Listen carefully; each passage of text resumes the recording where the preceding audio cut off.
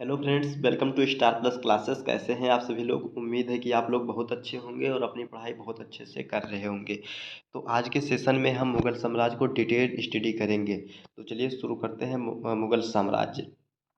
दोस्तों, आप जानते होंगे मुग़ल साम्राज्य 1526 से 1857 तक चला था। तो इसकी शुरुआत कैसे हुई?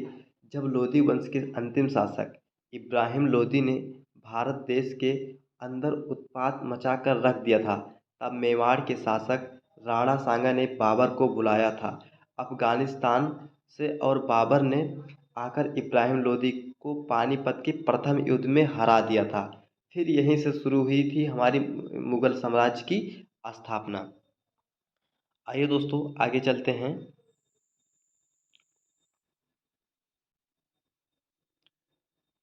अब हम जानते हैं कि बाबर का जो समय काल था कितना था, 1526 से 1530 तक था। बाबर का जन्म फरगना घाटी के अंदीजान नामक शहर में हुआ था, जो अब उज़्बेकिस्तान में है। बाबर के पिता का नाम उमर शेख मिर्ज़ा था। बाबर द्वारा लड़े गए युद्ध। तो यहाँ पे युद्ध है, यहाँ पे वर्ष है और यहाँ पे पक्ष है, ठीक। तो पानीपत का प्रथम युद्ध हुआ था, कब हुआ था? 21 अप्रैल 1526 ईस्वी में इब्राहिम लोदी एवं बाबर के मध्य लड़ा गया था। खानवा का युद्ध इसके बाद हुआ 17 मार्च 1527 ईस्वी से ईस्वी में किसके बीच हुआ था? राणा सांगा एवं बाबर के मध्य हुआ था। फिर उसके बाद हुआ चंदेरी का युद्ध। तो चंदेरी का युद्ध कब हुआ था? 29 जनवरी 1528 ईस्वी में, जिसमें मेदिनी राय एवं बाबर के मध्य लड़ा गया था। फिर उसके बाद घाघरा का युद्ध हुआ, ये 6 मई 1529 में लड़ा गया। ये अफगानों एवं बाबर के मध्य लड़ा गया था। आइए दोस्तों, अगले स्लाइड पे चलते हैं। तो दोस्तों, खानवा के युद्ध के बाद बाबर को गाजी की उपाधि दी गई थी। बाबर ने अपनी आत्मकथा स्वयं लिखा था, जिसका नाम था बाबरनामा की रचना की थी। अब बाबर के 4 पुत्र हुए थे। पहले एक पुत्र का हुमायूं, दूसरा कामरान और तीसरा अस्करी और चौथा हिन्नांद।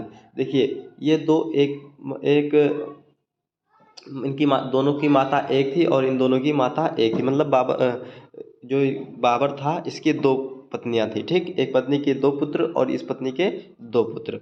आगे देखते हैं। फिर क्या हुआ? करीब 48 वर्ष की आयु में 1530 में आगरा में बाबर की मृत्यु हो गई।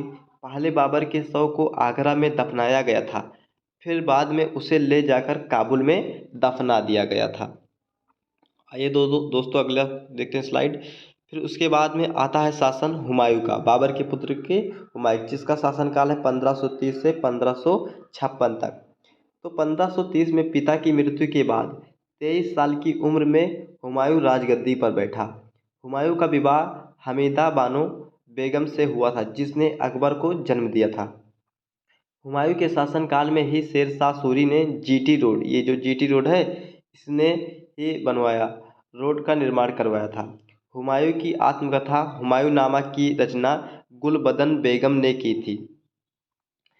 1556 में शेरमंडल पुस्तकालय की सीढ़ियों से गिरकर इसकी मृत्यु हो गई थी। आइए दोस्तों, अगला कुछ देखते हैं स्लाइड।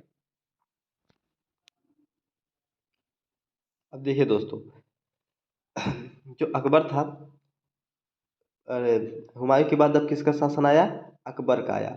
अकबर का जन्म 1542 में अमरकोट पाकिस्तान में हुआ था। अकबर ने कम कम उम्र में ही पानीपत का द्वितीय युद्ध 1556 में सिकंदर सूरी के सेनापति हेमू के में पराजित किया गया। हेमू को पराजित कर दिया, ठीक। अकबर का शासनकाल हिंदी साहित्य का स्वर्णकाल कहलाता है। अकबर ने 1582 में दीन ए इलाही धर्म की स्थापना की थी। अब अकबर के 9 रत्न थे, जो ट्रिक के माध्यम से यहाँ पे बताया गया है। पहले थे बीरबल, दूसरे थे अबुल फजल, तीसरे तानसेन थे, चौथे भगवान दास और पांचवे थे अब्दुल रहीम खाना, और फिर छठवें थे टोडरमल, सातवें थे मान सिंह, आठवें थे मुल्ला दो प्याजा और नौवें थे हकीम हकाम। ये दोस्तों, नेक्स्ट स्लाइड पे चलते हैं। अब हम देख लेते हैं अकबर द्वारा कुछ महत्वपूर्ण कार्य किए गए थे उनको भी। तो दास प्रथा का अंत अकबर ने ही किया था।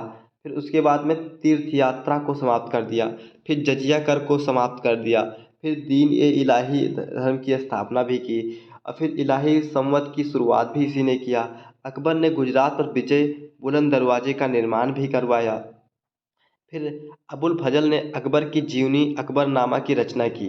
अकबर की मृत्यु 1605 में हुई। आगरा के निकट सिकंदरा में इसे दफनाया गया। चलिए दोस्तों नेक्स्ट स्लाइड पे चलते हैं। फिर अकबर के बाद आया शासन जहांगीर का। तो इसका शासनकाल कब से कब था? 1605 से 1627।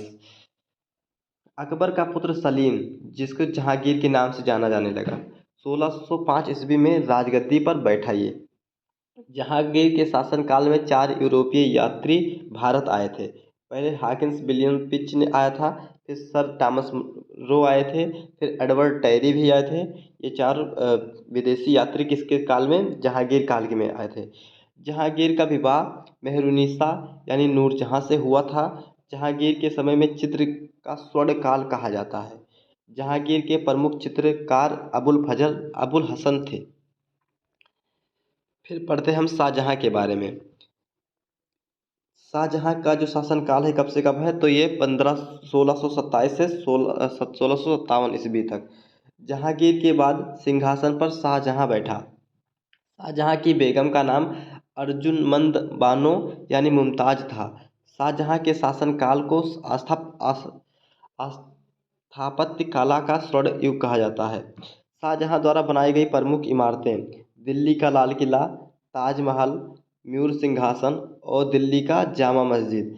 इसमें मुख्य कलाकार कौन थे? अहमद लाहौरी। और मुख्य कलाकार दूसरे कौन थे? बादल खां। उत्तराधिकारी बनने के लिए दारा शिकोह और औरंगजेब के बीच धर्म संकट का युद्ध हुआ। औरंगजेब ने शाहजहां को बंदी बना लिया। आगरा के बंदी गिरे में ही 74 वर्ष की उम्र में ही शाहजहां की मृत्यु हो गई। आइए दोस्तों अब पढ़ेंगे हम औरंगजेब का शासनकाल। औरंगजेब का शासनकाल 1658 से 1707 ईस्वी तक था। औरंगजेब ने शाहजहां को बंदी बनाने के बाद स्वयं को बादशाह घोषित कर दिया। औरंगजेब ने कई हिंदू मंदिरों को तोड़ने का आदेश भी दिया था, जैसे कि गुजरात का सोमनाथ मंदिर, काशी का विश्वनाथ मंदिर, मथुरा का केशव राय मंदिर। पूरे मुगल वंश में सबसे ज़्यादा टैक्स वसूलने वाला शासक यही था। लोग इसे आलमगीर और जिंदा पीर के नाम से कहकर पुकारते थे। औरंगजेब ने जजिया कर को पुनः लागू कर दिया था। औरंगजेब के शासनकाल में ही मुगल सेना में सर्वाधिक सेनापति हिंदू ही थे। औरंगजेब की मृत्यु 1707 में हो गई और इसे गुलदाबाद, जो अब रोजा में है, वहीं दफनाया गया था इसको। चलिए दोस्तों नेक्स्ट स्लाइड पे चलते हैं। अब सभी मुगल जितने भी मुगल रूलर थे यानी कि शासक थे, सभी को यहाँ पे लिखा गया है ट्रिक के माध्यम से। आप इसे ट्रिक पढ़ सकते हैं और देख सकते हैं। पहले हैं बाबर, हुमायूं, अकबर, जहांगीर, शाहजहां, औरंगजेब, बहादुर शाह जहांदार शाह, फर्रुखसियर। फिर उसके बाद मोहम्मद शाह, अहमद शाह, आलमगीर, शाह आलमगीर द्वितीय, अकबर द्वितीय और बहादुर शाह जफर। तो चलिए दोस्तों वीडियो को करते हैं यहीं पे समाप्त। फिर मिलते हैं अगले वीडियो में। तब तक के लिए जय हिंद, जय भारत। अगर आपको हमारी वीडियो पसंद आई हो तो वीडियो को आप लाइक करिए और चैनल को सब्सक्राइब करिए। Thanks for watching this video.